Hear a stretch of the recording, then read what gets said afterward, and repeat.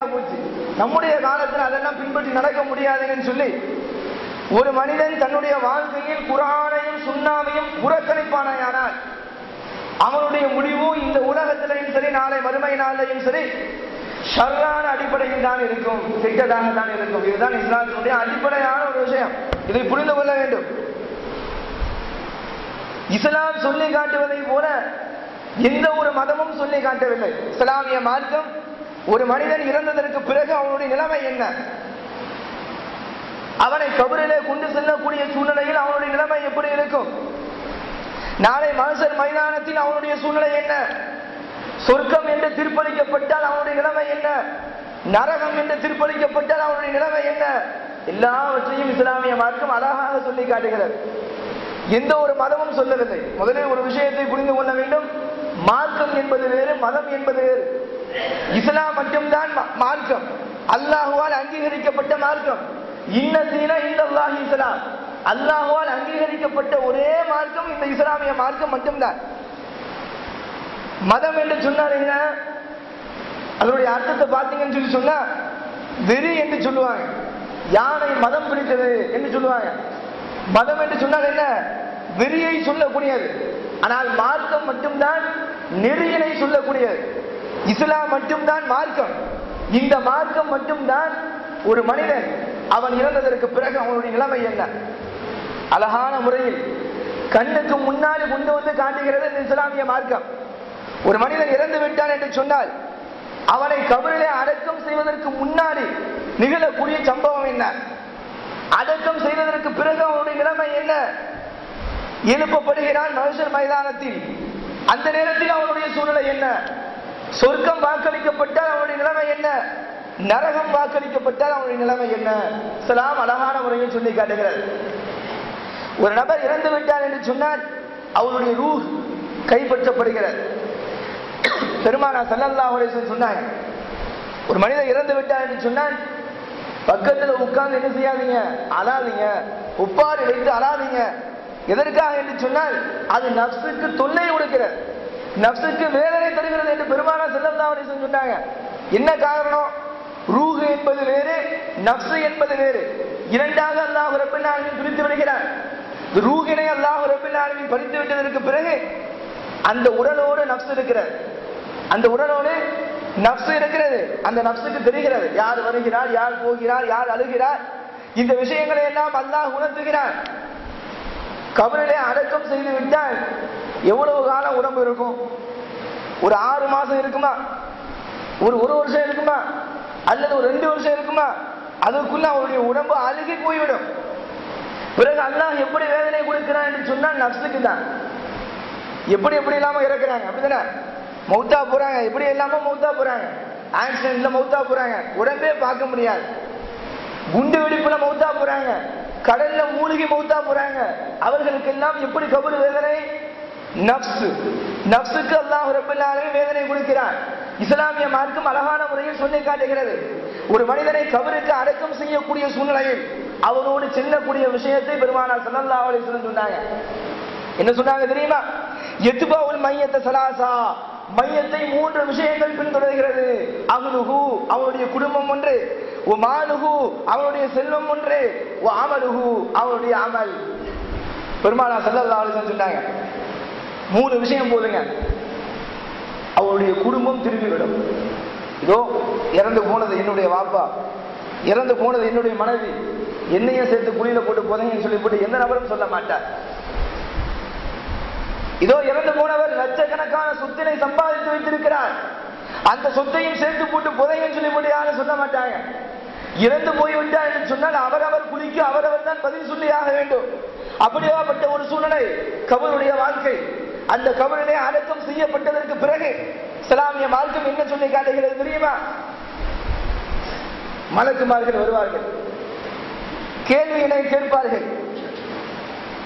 உன்னுடைய ரப்பு யாரு, உன்னுடைய மார்க்கம் என்ன, இதுவெல்லாம் நாம் அறிந்து தெரிந்து வைத்திருக்கக்கூடிய விஷயம்தான்.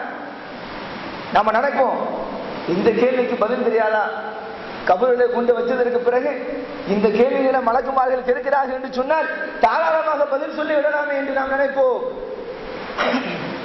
அந்த நேரத்தில் நாவு எழும்ப வேண்டும். அதுதான் இஸ்லாமிய மார்க்கம் சொல்லி காட்டுகிறது.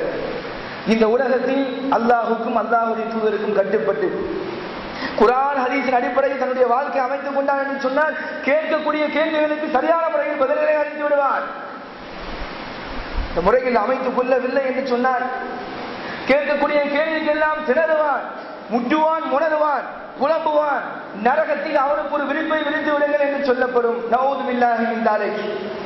இஸ்லாமிய மார்க்கம் எதற்காக சொல்லி காட்டுகிறது? சொர்க்கத்தை பற்றி அல்லாஹ் சொல்லுகிறான். பெருமானார் ஸல்லல்லாஹு அலைஹி வஸல்லம் சொல்றாங்க, நரகத்தை பத்தி சொல்லி காட்டுறாங்க. எதற்குங்க? எதற்காக சொர்க்கத்தை பத்தி பேசணும்? குர்ஆன்ல அல்லாஹ் எதற்காக சொல்லி காட்டுறான்? பெருமானார் ஸல்லல்லாஹு அலைஹி வஸல்லம் எதற்காக சொல்லி காட்டுறாங்க? யோசிச்சு பார்த்திருக்கிறோமா? இந்த உலக வாழ்க்கையினை முற்றிலுமாக மறுமைக்காக அமைத்துக் கொள்ள வேண்டும் என்ற ஒரே காரணத்திற்காக. நாளை மறுமை நாளில் சுவனம் கிடைக்க வேண்டும். மஹ்ஷர் மைதானத்தில் அல்லாஹுக்கு முன்னால் நிறுத்தப்படக்கூடிய சூழ்நிலையில் அல்லாஹ் ரப்பல் ஆலமீன் நம்முடைய பட்டோலையை, நம்முடைய ஏட்டினை அல்லாஹ் ரப்பல் ஆலமீன் நீயே படித்து பார் என்று நம்முடைய கரத்தில் கொடுத்து விடுவானா. அது வலது கரத்தில் கொடுக்கப்பட்டால் அவன் வெற்றியாளன். அல்லாஹ் கூப்பிட்டு இந்தாப்பா உன்னுடைய பட்டோலை உன்னுடைய வலது கரத்தில் வாங்கிக்கொள் என்று அல்லாஹ் ரப்பல் ஆலமீன் வலது கரத்தில் கொடுத்தான் என்று சொன்னால் அவன் வெற்றியாளன். அதே அல்லாஹ் ரப்பல் ஆலமீன் முதுகு புறத்தில் இடது கரத்தில் அல்லாஹ் ரப்பல் ஆலமீன் கொடுத்து விட்டான் என்று சொன்னால் நஊது பில்லாஹி மின் தாலிக். இந்த உலகத்தில் வாழ்ந்ததற்கு உண்டான அர்த்தம் கிடையாது. இந்த உலகத்தில் 60 வருஷம் வாழ்றோம், 70 வருஷம் வாழ்றோம், 80 வருஷம் வாழுகிறோம் என்று சொன்னால் இந்த உலகத்தில் வாழ்வதற்குண்டான நோக்கம் கிடையாது, அர்த்தம் கிடையாது. அதை வறுமை நாளில் அல்லாஹ் ரப்பல் ஆலமீன் கொடுத்து விடுகிறான் என்று சொன்னால், இடது கரத்தில் பட்டோலையை கொடுத்து விடுகிறான் என்று சொன்னால் அந்த மனிதன் எப்படி புலம்புவான்? அல்லாஹ் ரப்பல் ஆலமீன் சொல்லி காட்டுகிறார், மாலி ஹாதல் கிதாப் லா யுகாதிரு ஸாயிரத்தன் வலா கபீரத்தன் இல்லா அஹ்ஸாஹா. அல்லாஹ்வே என்ன புத்தகம் இது? மனிதன் கேட்பானா? அந்த புத்தகத்தை பார்த்துட்டு அந்த புத்தகத்தை படிச்சுட்டு மனிதன் கேட்கக்கூடிய வார்த்தையினை, அவன் சொல்லக்கூடிய வார்த்தையினை, அவன் புலம்பக்கூடிய வார்த்தையினை அல்லாஹ் ரப்பல் ஆலமீன் சொல்லி காட்டுகிறான், மாலி ஹாதல் கிதாப். அல்லாஹ்வே என்ன புத்தகம் இது? லா யுகாதிரு ஸாயிரத்தன் வலா கபீரத்தன் இல்லா அஹ்ஸாஹா. நான் செஞ்சு வச்சிருக்கிற சின்ன சின்ன தப்பு முதல் நான் செஞ்ச பெரிய பெரிய பாவங்கள் வரை அத்தனையும் இந்த புத்தகத்தில் எழுதப்பட்டிருக்கிறது. அல்லாஹ்வே என்ன புத்தகம் இது என்று புலம்புவானா? அல்லாஹு அக்பர். யோசிச்சு பாருங்க, அந்த மறுமை நாளை, அந்த மஹ்ஷர் மைதானத்தை நம்முடைய கண்ணுக்கு முன்னால் கொண்டு வந்து நிறுத்துங்கள். சுபனம். அல்லாஹு அக்பர். ஒரு மனிதனுக்கு சுவனத்தை அல்லாஹ் கொடுத்து விடுகிறான் என்று சொன்னால் கொஞ்சம் யோசிச்சு பாருங்க. இந்த உலகத்தில் வாழ்வதற்குண்டான நோக்கம் இருக்கிறது, இந்த உலகத்தில் வாழ்ந்ததற்குண்டான அர்த்தம் இருக்கிறது. அல்லாஹ் சுவனத்தை கொடுக்கிறார். சுவனம் கிடைத்து விட்டது. சுவனத்தில் கிடைக்கக்கூடிய கூலிகள் பெருமானார் ஸல்லல்லாஹு அலைஹி வஸல்லம் அவர்கள் எத்தனையோ சொல்லி காட்டுகிறார்கள். அல்லாஹ்வும் எத்தனையோ சொல்லி காட்டுகிறார். குடிக்கக்கூடிய நீர்பானத்திலிருந்து சாப்பிடக்கூடிய சாப்பாடு வரை ஒரு பழத்தை பறிக்கிறான் என்று சொன்னால் அதே இடத்தில் மீண்டும் ஒரு பழம் வந்துவிடும். ஒரு பழம் கொடுக்கப்படும், அந்த பழத்தை சாப்பிட்டு இருப்பான், மீண்டும் அதே போல ஒரு பழம் கொடுக்கப்படும், அதை சாப்பிடுவான். சாப்பிடத்திற்கு முன்னாடி கேட்பான், சோனவாதி கேட்பார் இந்த மலக்குகளிடம், இப்பொழுதுதானே இந்த பழத்தை கொடுத்தீங்க? மலக்கு சொல்லுவார், சாப்பிட்டு பாருங்க, அதனுடைய சுவை வேறு மாதிரி இருக்கும். ஆடை அணிகலன், பட்டாடை, சுந்தூஸ் இஸ்தபரக் என்று சொல்லக்கூடிய பச்சை நிற பட்டாடை அல்லாஹ் ரப்பல் ஆலமீன் அணிவிக்கிறான். தங்க நகைகளை அல்லாஹ் ரப்பல் ஆலமீன் அணிவிக்கிறான். கடுமையான குளிர். யார் உழு செய்துவிட்டு ஃபஜ்ர் ஸலாத்தை நிறைவு செய்கிறார்களோ அவர் உழு செய்த இடங்கள் எல்லாம் தங்க நகைகள் அணிவிக்கப்படும். இந்த உலகத்தில் தான் ஹராம் ஆண்களுக்கு. பெருமானார் ஸல்லல்லாஹு அலைஹி வஸல்லம் சொன்னாங்க, அகத ஹதீரன் ஃபஜஅலஹு ஃபி யமீனிஹி வ அகத தஹப ஃபஜஅலஹு ஃபி ஸிமாலிஹி சும்ம ஹாதைனல் ஹராமு அலா ذுகூரின் உம்மா. பட்டாடை எடுத்தாங்க வலது கரத்துல, தங்கத்தை எடுத்தாங்க இடது கரத்துல, ரெண்டையும் காட்டிட்டு சொன்னாங்க, இன்ன ஹாதைனல் ஹராமு அலா ذுகூரின் உம்மத்தி, என்னுடைய உம்மத்தின் ஆண்களுக்கு இவை இரண்டும் ஹராம் என்று சொன்னாங்க. இந்த உலகத்தில் தான் ஹராம், மறுமையில் ஹலால் அல்லாஹ் கொடுக்கிறான். சுவனத்தில் கிடைக்கக்கூடிய கூலி மாளிகை, கண்ணாடியால் ஆன மாளிகை, முத்தால் ஆன மாளிகை, தங்கத்தால் ஆன மாளிகை. அல்லாஹு அக்பர். இது எல்லாவற்றையும் விட பெரிய ஒரு சிறப்பு என்னவென்று தெரியுமா? அல்லாஹ்வை பார்ப்பது. அல்லாஹ் அக்பர். இதை விட ஒரு பெரிய கூலி கிடையாது. அல்லாஹ்வை பார்க்கக்கூடிய ஒரு கூலி. இதற்கு அப்படியே ஆப்போசிட் தான் நரகம். இஸ்லாம் எச்சரிக்கை செய்கிறது, இஸ்லாம் கண்டிக்கிறது. அல்லாஹ் குர்ஆனிலே கண்டிக்கிறார், பெருமானார் ஸல்லல்லாஹு அலைஹி வஸல்லம் அவர்கள் கண்டிக்கிறார்கள். எப்படி தெரியுமா? ஒருத்தனை விளையாட்டுக்கு கூட நீ நரகவாசி என்று சொல்லி விடாதே. பெருமானார் ஸல்லல்லாஹு அலைஹி வஸல்லம் சொல்றாங்க, சாதாரணமா விளையாட்டுக்கு நீ நரகவாசிடா அப்படிங்கிற வார்த்தையை கூட உபயோகித்து விடாது. பெருமானார் ஸல்லல்லாஹு அலைஹி வஸல்லம் அவர்கள் எச்சரிக்கை செய்கிறார்கள். ஒரே ஒரு பேரிச்சம்பழ துண்டை கொடுத்து நரகத்திலிருந்து விடுதலை செய்து கொள் என்று சொல்லி காட்டுகிறார்கள். நரகம் சாதாரணப்பட்ட விஷயம் கிடையாது. அது தாகித்தால் குதிக்கக்கூடிய நீரும் சீலும் சிலத்தையும் அல்லாஹ் ரப்பல் ஆலமீன் கொடுக்கிறான். ஜக்கும் என்கிற கன்னி மரத்தை கொண்டு வயிறு நிரப்புவார்களாம். அல்லாஹ் குர்ஆனில் சொல்லி காட்டுகிறான், தகீலூன மின் சஜரி மின் ஜக்கும் ஃபமாரிகு மின் ஹல்புசூன் வஸாரிபூன அலைஹி மின் ஹமீம் வஸாரிபூன சுரபல் ஹீம். அல்லாஹ் ரப்பல் ஆலமீன் சொல்லி காட்டுகிறான், மறுமை நாளில் நரகவாசிகள் சாப்பிடக்கூடிய சாப்பாட்டினை ஜக்கும் என்கிற கள்ளி மரத்தை அவர்கள் சாப்பிடுவார்கள். ஜக்கும் என்கிற கள்ளி மரத்திலே அவர்கள் சாப்பிடுவார்கள். குதிக்கிற நீரை குடிப்பார்கள், சீலையும் சிலட்டையும். இதையெல்லாம் வரிசைகரமாக அல்லாஹ் சொல்லிட்டு என்ன சொல்றான் தெரியுமா? ஹாதா நுசுலுகும் யௌமித்தீன். இதுதான் அந்த நாளில் அவர்களுக்கு உண்டான விருந்து.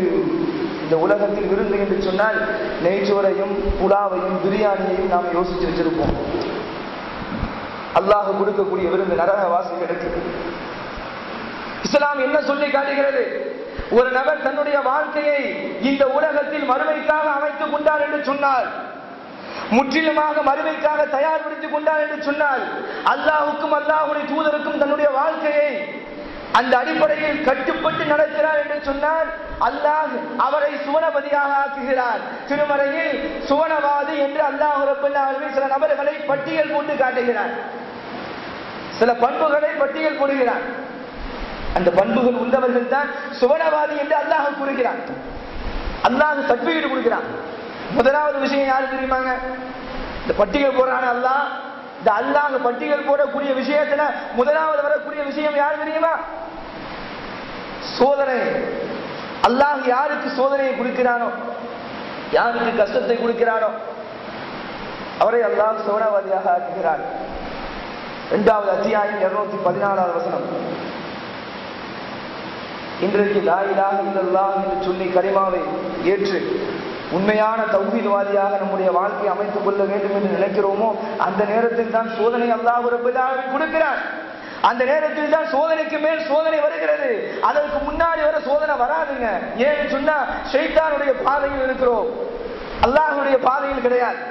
இன்றைக்கு அல்லாஹ்வுடைய பாதையில் வர வேண்டும், தீமையான விஷயத்தை விட்டு விலக வேண்டும், நல்ல விஷயங்களை தொடர வேண்டும் என்று நினைக்கிறோமோ, அந்த காலகட்டத்தில் தான் அல்லாஹ் ரப்பல் ஆலமீன் சோதிக்கிறான். யாரை சோதிக்கிறானோ அவரை அல்லாஹ் விரும்புகிறார். பெருமானார் ஸல்லல்லாஹு அலைஹி வஸல்லம் சொல்றாங்க, யாரை விரும்புகிறானோ அல்லாஹ் அவரை சோதிக்கிறான். அந்த சோதனைகள் அவர் பாஸ் ஆகி விட்டார் என்று சொன்னால் சுவனம், மதிப்பு இல்லாத சுவனம், விலை மதிப்பில்லாத சுவனம். சுவனத்தை அல்லாஹ் ரப்பல் ஆலமீன் கொடுத்து விடுகிறார். சுவனத்தை சாதாரணமாக அல்லாஹ் ரப்பல் ஆலமீன் கொடுத்து விடுவது கிடையாது. ஒரு விஷயத்தை புரிந்து கொள்ள வேண்டும். தௌஹீத்வாதிகளாக இருக்கிறோம், ஏகத்துவத்தை முறிந்திருக்கிறோம், லா இலாஹ இல்லல்லாஹ் என்று சொல்லிவிட்டு மரணித்து விட்டால் சுவனம் நினைத்து வைத்திருக்கிறோம். அல்லாஹ் அக்பர். சுவனத்தை அல்லாஹ் ரப்பல் ஆலமீன் இலகுவாக கொடுக்க போவது கிடையாது. அம் ஹஸிபுதும் அன் ததுகுல் ஜன்னah, சுவனத்தில் இலகுவாக நுழைந்து விடலாம் என்று நினைக்கிறீர்களா? அல்லாஹ் கேள்வியாக கேட்கிறான். இந்த வசனத்தில் தொடர்ச்சியாக சொல்லி காட்டுகிறான் பாருங்க. அவர்கள் பட்ட கஷ்டம், அவர்கள் பட்ட தியாகம், மார்க்கத்திற்காக அவர்கள் பட்ட சிரமம் அத்தனையும் பட்டியல் போட்டு காட்டிவிட்டு அல்லாஹ் சொல்லுகிறான், அவர்கள் புலம்பிய வார்த்தைகளை அல்லாஹ் சொல்லி காட்டுகிறான். மதா நஸ்ருல்லாஹ், அல்லாஹ்வுடைய உதவி எப்பொழுது வரும் என்று அவர்கள் புலம்பினார்கள். அவர்கள் கேட்டார்கள், தங்களுடைய தூதர்மார்களிடத்தில் முறையிட்டார்கள், அல்லாஹ்வுடைய உதவி எப்பொழுது வரும், அல்லாஹ்வுடைய உதவி எப்பொழுது வரும் என்று. அலா இன்ன நஸ்ருல்லாஹி கரீப், அல்லாஹ்வுடைய உதவி அருகாமையில் இருக்கிறது என்று அல்லாஹ் வசனத்தை இறங்கி வச்சான். எவ்வளவு பெரிய கஷ்டம்! இந்த லா இலாஹ இல்லல்லாஹ் என்று சொன்ன அந்த ஒரே வார்த்தைக்காக மர்ம உறுப்பில் ஈட்டியால் குத்தப்பட்டு கொலை செய்யப்பட்டார்கள். இந்த ஒரே வார்த்தை சொன்னதற்காக நடு உச்சந்தலையில் ரம்பத்தால் வைத்து இரு கூறாக பிரிக்கப்பட்டார்கள். நெருப்பிலே தள்ளப்பட்டார்கள். முதுகு கொழுப்பு உருகி அந்த நெருப்பை அணைக்கக்கூடிய அளவுக்கு. அல்லாஹு அக்பர். 2 கால்களிலேயும் 2 ஒட்டகங்கள் கட்டப்பட்டு இரு திசைகளில் ஓட்டப்பட்டு கொல்லப்பட்டார்கள். அவ்வளவு கஷ்டங்கள், அவ்வளவு தியாகங்கள். யோசிச்சு பாருங்க, இந்த தியாகம் நம்மிடத்தில் இருக்கிறதா? இவ்வளவு பெரிய சிரமங்களை எல்லாம் நாம் சுமந்து கொள்கிறோமா? எவ்வளவு தியாகங்களை சுமந்தார்கள், எவ்வளவு கஷ்டப்பட்டாங்க. போருக்கு போகக்கூடிய விஷயம் சாதாரண விஷயமா? கொஞ்சம் நம்முடைய வாழ்க்கையில ஒப்பிட்டு பாருங்க. ஒரு போராட்டத்திற்கு வரமாட்டோம், ஒரு சாதாரணப்பட்ட ஒரு காரியத்தை கேட்பதற்காக இறங்கி வரமாட்டோம். போர்க்களத்திற்கு போனாங்க. யோசிச்சு பாருங்க, நம்முடைய வாழ்க்கையோட ஒப்பிட்டு பாருங்க. குடும்பத்தை நினைச்சு ஒதுங்குறவங்க எத்தனை பேர் இருக்கிறோம்? தன்னை நினைச்சு பயந்து ஒதுங்கி போயிருக்கக்கூடியவர்கள் எத்தனை பேர் இருக்கிறோம்? கொஞ்சம் யோசிச்சு பாருங்க. போர்க்களத்தில் இறங்கி போரிட்டார்கள் அல்லாஹ்வுடைய பாதையில். இதெல்லாம் சாதாரண விஷயமா? நாம போர்க்களத்துக்கு போக வேண்டாங்க. நாம போர்க்களத்துக்கு போக வேண்டாம். தொழுகையில ஒழுங்கா இருந்தா போதும், அல்லாஹ் வெற்றி கொடுத்துருவான். இபாதத்துல கூறா இருந்தா போதும், அல்லாஹ் வெற்றி கொடுத்துருவான். போர்க்களத்துல போகிறது 2வது விஷயம். எத்தனை நபர்கள் சுபுஹ் தொழுதவர்களாக இருக்கிறோம்? யோசிச்சு பாருங்க. எத்தனை நபர்கள் சுபுஹ் தொழுகையில் பங்கேற்கிறோம்? இன்றைக்கு எத்தனை நபர்கள் ஷைத்தானுடைய தோழர்களாக உட்கார்ந்து கொண்டிருக்கிறோம்? ஒரு நிமிடம் யோசிச்சு பாருங்க. பெருமானார் ஸல்லல்லாஹு அலைஹி வஸல்லம் சொன்னாங்க, யார் சுபுஹ் தொழவில்லையோ அவருக்கு ஷைத்தான் கழுத்திலே 3 முடிச்சு போட்டு விடுகிறார், காதுகளில் சிறுநீரை கலந்து விடுகிறார், ஷைத்தானுடைய உச்ச தோழனாக மாறி விடுகிறோம். ஒண்ணு புரிஞ்சுக்காங்க, தொழுகை கிடையாது என்று நிராகரிக்க வேண்டிய அவசியம் கிடையாது. அலட்சிய போக்கு நம்மிடத்தில் இருந்தாலே போதுமானது. ஷைத்தான் நமக்கு தோழனாக மாறி விடுகிறார். என்றைக்கு அல்லாஹ்வுடைய பாதையிலிருந்து பிறழுகிறோமோ, அல்லாஹ்வுடைய பாதையிலிருந்து கொஞ்சம் நவண்டு போய் உட்கார்றோமோ, அந்த நேரத்தில் ஷைத்தான் நம் மீது தாவி விடுகிறான். அல்லாஹ்வே ஷைத்தானை நம்மை உச்ச தோழனாக மாற்றி விடுகிறான். முடிஞ்சு போச்சு. அல்லாஹ் சோனவாதி என்று யாரை பட்டியல் போடுகிறான்? முதலாவது விஷயமே இந்த சோதனைக்குரிய நபர்கள். சோதனையை எப்படி கையாள வேண்டும் இஸ்லாமிய மார்க்கம் சொல்லி காட்டுகிறது. அல்லாஹ் ரப்பல் ஆலமீன் சொல்லி காட்டுகிறான், ஈமானில் உறுதி வேண்டும். ஈமானில் உறுதி வேண்டும். தௌஹீத்வாதி, தௌஹீதில இருக்கிறோம், தௌஹீத் கொள்கையில இருக்கிறோம். வரதட்சணை வாங்கக்கூடிய திருமணத்தில் பங்கேற்றுக் கொள்கிறோம். உங்க உள்ள சாப்பாட்டை பார்த்தா இங்க உள்ள ஈமான் போய் விடுகிறது. என்ன ஈமான்? என்ன ஈமான்? என்ன ஈமானுடைய உறுதி? அல்லாஹ் ரப்பல் ஆலமீன் சொல்லி காட்டுகிறார், வல்லதீன ஆமனு வ அமிலுஸ் ஸாலிஹாத் உலாயிக அஸ்ஹாபுல் ஜன்னah ஹும் ஃபீஹா ஹாலிதூன். அவர்கள் எப்படிப்பட்டவர்கள் தெரியுமா? அந்த ஈமான்தாரிகளை பற்றி அல்லாஹ் ரப்பல் ஆலமீன் சொல்லி காட்டுகிறார், சாலிஹான நல்லவர்களை செய்யக்கூடியவர்கள் அவர்கள்தான் சுவனவாதிகள், அவர்கள் என்றென்றும் அதில் தங்கி விடுவார்கள் என்று அல்லாஹ் ரப்பல் ஆலமீன் சொல்லி காட்டுகிறார். தக்குவாவை மையப்படுத்தி தான் இருக்கிறது எல்லா விஷயமும். அல்லாஹ் சொல்லி காட்டுகிறான், தில்க ஜன்னத்துல் லதி தூரிசு மின் இபாதினா. நம்முடைய அடியார்களில் சில பேரை சுவனம் வாரிசாக ஆக்கிவிட்டது. சுவனம் நம்முடைய அடியார்களில் சில நபர்களை வாரிசாக ஆக்கிவிட்டது. யாரை வாரிசாக ஆக்கிவிட்டது? மன்கான சக்கியா, யார் தக்குவாவின் இறையச்சத்தில் உண்மையாக இருக்கிறார்களோ, உறுதியாக இருக்கிறார்களோ, முழுமையான நம்பிக்கை கொண்டிருக்கிறார்களோ அவர்களை வாரிசாக ஆக்கிவிட்டது. அல்லாஹ் சொல்லி காட்டுகிறான். பெருமானார் ஸல்லல்லாஹு அலைஹி வஸல்லம் சொன்னாங்க, அமல் இல்லைன்னு சொன்னா ஒண்ணுமே கிடையாதுங்க. நம்ம செய்யக்கூடிய அமல் இல்லைன்னு சொல்லி சொன்னா இந்த அமல் தான் நாளைக்கு மறுமை நாள்ல கபர் வரையும் வரக்கூடியது. கபர் வரை வரக்கூடிய இந்த அமல் தான். பெருமானார் ஸல்லல்லாஹு அலைஹி வஸல்லம் சொன்னாங்க, லயதுகுல் ஜன்னah, நம்ம சோனத்தில் செல்ல முடியாது, பி அமலின் இல்லா பி ரஹ்மத்தில்லாஹ், அல்லாஹ்வுடைய ரஹ்மத் என்று சொல்லக்கூடிய அமல். இந்த அமல் சாதாரண விஷயம் கிடையாது. இந்த செயல்பாடு நாம செய்யக்கூடிய தொழுகையாக இருந்தாலும் சரி, நோன்பாக இருந்தாலும் சரி, ஹஜ்ஜா இருந்தாலும் சரி, ஜக்காத் இருந்தாலும் சரி, எதுவாக இருந்தாலும் சரி, இது அல்லாஹ்வுடைய ரஹ்மத். அது இல்லைன்னு சொல்லி சொன்னா என்னதான் தலைகீழ நின்றாலும் சரி சுவனத்திற்குள் நுழைய முடியாது. சுவனவாதிகளுடைய பண்புகளை அல்லாஹ் ரப்பல் ஆலமீன் பட்டியல் போடுகிறார். பெருமானார் ஸல்லல்லாஹு அலைஹி வஸல்லம் அவர்கள் ஏகப்பட்ட விஷயங்களை சொல்லி காட்டுகிறார்கள். நாளை மஹ்ஷர் மைதானத்தில் ஒரு மனிதனுடைய நிலைமை எப்படி இருக்கும்? இந்த மாதிரி இஸ்லாம் சொல்லி இருக்கக்கூடிய விஷயங்களை கட்டுப்பட்டு தன்னுடைய வாழ்க்கையில் அமல்படுத்தி நடந்தால் மட்டும்தான் மஹ்ஷர் மைதானத்தில் வெற்றி கொள்ள முடியும். பெருமானார் ஸல்லல்லாஹு அலைஹி வஸல்லம் சொல்றாங்க, நல்லா கவனிங்க, நரக நெருப்பு, நரகம் மஹ்ஷர் மைதானத்தில் எல்லா மனிதர்களும் ஒன்றாக இருக்கக்கூடிய சூழ்நிலையில் நரகம் தனக்கென்று ஒரு உருவம் எடுத்துக்கொண்டு கழுத்தை நீட்டிக் கொண்டு அல்லாஹ்விடத்தில் முன்னாடி வந்து நிற்குமா. நரகம் தனக்கென்றே ஒரு உருவம் எடுத்து தன்னுடைய கழுத்தை நீட்டிக் கொண்டு மஹ்ஷர் மைதானத்தில் வந்து நின்று அல்லாஹ்விடத்தில் கேட்குமா, அல்லாஹ்வே, உலகத்தில் உன்னை புறக்கணித்து வாழ்ந்தவர்கள் எங்கே? உலகத்தில் பெருமை அளித்தவர்களை எங்கே? உலகத்தில் இணை வைத்தவர்களை எங்கே? உன்னுடைய கட்டளைகளுக்கு மாறு செய்தவர்களை எங்கே? நரகம் அடுக்கு மேல் அடுக்காக கேட்கும். அல்லாஹ் அடையாளப்படுத்தி கொடுப்பானா, இந்த நபர்கள் இவர்கள் தான் என்று அல்லாஹ் ரப்பல் ஆலமீன் அடையாளப்படுத்தி கொடுக்க அந்த நரகமானது தன்னுடைய வாயில் சுருட்டி போட்டுக் கொள்ளும். பெருமானார் ஸல்லல்லாஹு அலைஹி வஸல்லம் அவர்கள் அந்த முகத்தையே வர்ணித்து சொல்றாங்க, அதுக்கு நாவு இருக்கும், அதற்கு நாவு இருக்கும். தன்னுடைய வாயில் சுருட்டி போட்டுக் கொண்டு நரகத்தினுள் சென்றுவிடும். நரகத்திற்குள்ளவர்கள் எல்லாம் நரகத்திற்கு போய் விடுவார்கள். எஞ்சி இருக்கிறவங்க எல்லாம் சொர்க்கத்துக்கு போறவங்க தான் இருப்பாங்க. நரகம் போனதுக்கு அப்புறம் நரகம் என்ன கேட்குமா தெரியுமா? அல்லாஹ்விடத்தில் ஹல் மின் மஸீத்,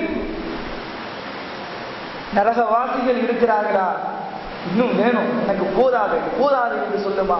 அல்லாஹ் தன்னுடைய பாவத்தை எடுத்து வைத்ததற்கு பிறகு அது போதும் என்று சொல்லுமா. யோசிச்சு பாருங்க. நரக நெருப்பானது 70 மடங்கு அதிகமானது.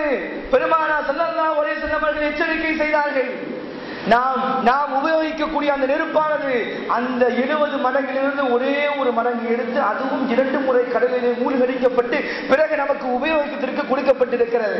அந்த நெருப்பு நம்முடைய கையில பட்டால் சூடு கத்துறோம், அறல்றோம். கொஞ்சூண்டு பட்டுச்சு, நெருப்பு பட்டுச்சுன்னு சொன்னா அலறி விடுகிறோம், துடித்து விடுகிறோம். விட 70 மடங்கு அதிகமானது. வெண்மை நிறமாக மாற்றப்பட்டு சிவப்பு கரு சிவப்பாக மாற்றப்பட்டு 1000 வருடம் மூட்டப்பட்டு கருப்பு நிறமாக மாற்றப்படுகிறது. அல்லாஹ் அக்பர். இந்த நரகத்தில் சென்றோம் என்று சொன்னால் கொஞ்சம் யோசிச்சு பாருங்க. அல்லாஹ் காப்பாற்ற வேண்டும். இந்த உலகத்தில் வாழ்வதற்கு உண்டான அர்த்தம் இருக்கிறதா? இவ்வளவு காலம் வாழ்றோமே, இவ்வளவு காலம் எவ்வளவு விஷயங்களை செய்யறோமே, அல்லாஹ்வுடைய கட்டளைக்கு புறக்கணித்து வாழ்ந்தோம் என்று சொன்னால் அல்லாஹ் அக்பர். நாளை மறுமை நாளில் அல்லாஹ் நரகத்தை விதியாக்கி விட்டான் என்று சொன்னால், நாளை மஹ்ஷர் மைதானத்தில் அல்லாஹ் ரப்பல் ஆலமீன் தன்னுடைய பட்டோலையை வலக்கரத்தில் கொடுக்காமல் இடக்கரத்தில் கொடுத்து விட்டான் என்று சொன்னால் எங்க கொண்டு முகத்தை வைக்கிறது?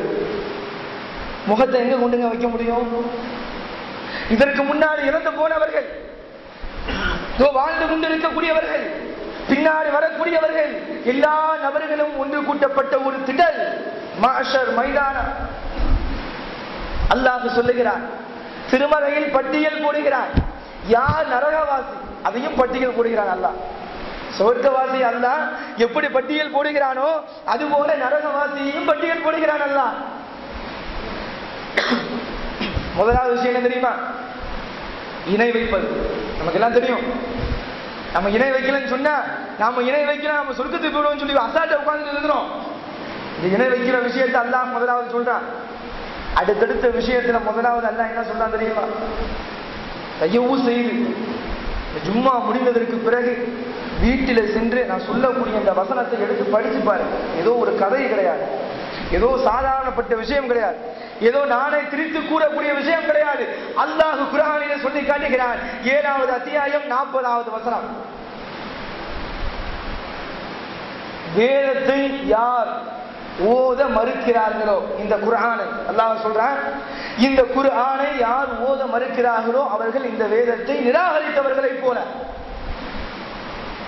இந்த வேதத்தை நிராகரித்தவருடைய நிலைமையை அல்லாஹ் சொல்லி காட்டுகிறான்.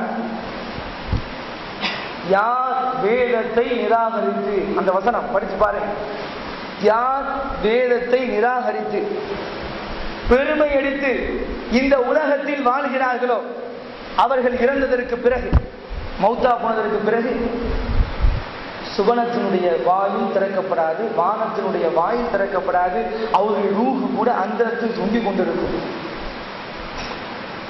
எப்படி? அவர் இறந்து போனதற்கு பிறகு அவருடைய ரூஹை மலக்கு கைப்பற்றி கொண்டு செல்வார். வானத்தில் இருக்கக்கூடிய மலக்குகள் எல்லாம் கேட்பார்களாம், யாருடைய உயிர் இது? அற்பமான கேவலமான துர்நாற்றம் வீசக்கூடிய இந்த மோசமான உயிர் யாருடையது? இந்த அடியானுடைய இந்த உயிர் என்று கேட்பார்களா? வானத்தினுடைய வாயில் திறக்கப்பட மாட்டாது. அல்லாஹு அக்பர். அல்லாஹ் சொல்லுகிறான், அல்லாஹ் சொல்லுகிறான், ஊசியினுடைய துவாரத்தில் ஒட்டகம் நுழைகின்ற வரை. எந்த காலத்துல நுழைய போகுது?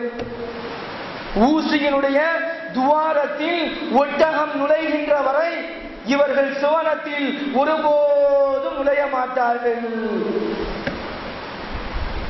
எத்தனை முஸ்லிம்கள் இன்றைக்கு குர்ஆன் ஓத தெரியாமல் இருக்கிறார்கள். குர்ஆனை ஓதுவதில் எவ்வளவு அலட்சியத்தை காட்டுகிறார்கள். ஒரு நாளினுடைய ஆரம்பத்தில் பத்திரிகையை படிக்க தெரிகிறது, வார இதழ், மாத இதழ் எல்லாத்தையும் படிக்க தெரிகிறது, டிவியை உட்கார்ந்து பார்ப்பதற்கு நேரம் கிடைக்கிறது. குர்ஆனை ஓதுனீங்களா? தெரியுமாங்க? இல்லைங்க, எனக்கு ஓத தெரியாதுங்க. குர்ஆனு எனக்கு ஓத தெரியாதுங்க. குர்ஆனை எனக்கு ஓதலைங்க, எனக்கு டைம் கிடையாதுங்க. காலையில இருந்து அந்த வேலைக்கு போயிடும், இந்த வேலைக்கு போயிடும், குர்ஆனை ஓத முடியலங்க. அல்லாஹு அக்பர். யோசிச்சு பாருங்க. ஒரு நபரிடத்தில் குர்ஆனை ஓத தெரியுமா என்று கேட்டால் எந்த விதமான வெட்கமும் இல்லாமல், கொஞ்சம் நெருங்கி வாங்க, நெருங்கி வாங்க, எந்த விதமான வெட்கமும் இல்லாமல் என்ன சொல்லி விடுகிறார்கள் என்று சொன்னால், எனக்கு ஓத தெரியாதுங்க அப்படின்னு சொல்லிடுறாங்க. நல்லா புரிஞ்சுக்கணும். நீச்சல் அடிக்க தெரியல ஒரு பையனுக்கு அப்படின்னு சொன்னா அவனுடைய வாப்பாட்ட போய் சொல்றான், வாப்பா எனக்கு நீச்சல் அடிக்க தெரியல. ஒரு வாப்பாக்கார ஸ்விம்மிங் பூல் கூட்டு போய் நீச்சலை கற்றுக் கொடுத்தாரு. கார் ஓட்ட தெரியல, பைக் ஓட்ட தெரியலன்னு சொன்னா உடனே கற்றுக்கொள்கிறோம், அதை ஒரு கேவலமாக நினைக்கிறோம். இந்த இல்லையா? யாருமே மறுக்க முடியாத ஒரு உண்மை இது. அட பேஸ்புக் ஐடி உனக்கு இருக்குதா? இல்லைன்னு சொல்றதுக்கு கேவலமா நினைக்கிறோம். அல்லாஹ், பேஸ்புக் ஐடி இல்லை என்று சொல்வதற்கு கேவலமாக நினைக்கிறோம். சாட்டிங் பண்ண தெரியாது என்று சொல்வதற்கு கேவலமாக நினைக்கிறோம். குர்ஆனை ஓத தெரியாத முஸ்லிம்களாக உட்கார்ந்து கொண்டிருக்கிறோமே. யோசித்து பாருங்கள். அல்லாஹ் பட்டியல் போடுகிறானே, நரகவாசிகள் என்று பட்டியல் போடுகிறானே, அந்த பட்டியலில் இது அடங்கி விடுகிறது. அல்லாஹு அக்பர். யோசிச்சு பாருங்க. குர்ஆனை ஓத தெரியாத, குர்ஆனுக்கு அக்கறை செலுத்தாத, குர்ஆனை ஓத தெரியாத, மனனம் செய்ய முடியாத அளவுக்கு கேவலமாக இருந்து கொண்டிருக்கிறோமே.